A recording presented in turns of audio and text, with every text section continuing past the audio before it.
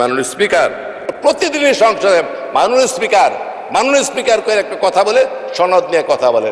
সনদও বুঝি, ব্যাখ্যাও বুঝি, সংস্কারও বুঝি, সংশোধনও বুঝি, কিছু বুঝার কিন্তু বাকি নাই। অতএব মানুষকে বুঝতে দেন, সঠিক পথে আসেন, ধারাবাহিকভাবে কর্মসূচি পালন করার চেষ্টা করি।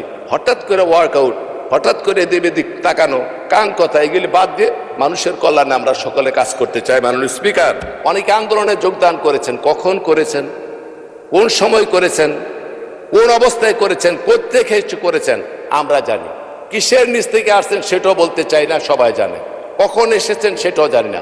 এই প্রসঙ্গে আমি শুধু ছোট্ট একটি গল্প বলে আপনাদের বোঝাতে চেষ্টা করব। মাননীয় স্পিকার, এক শিক্ষক ছাত্রকে বলছে, এদিকে আয়তো। বলে জি স্যার। বলে ওই বাড়ি থেকে একটা দাও নিয়ে আন। বলে কেন? বলে আমি ডাব খাবো। দাওটা নিয়ে আয়, দাওটা কেটে ডাব খাবো।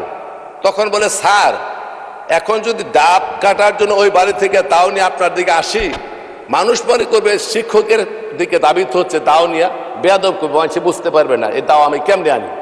তখন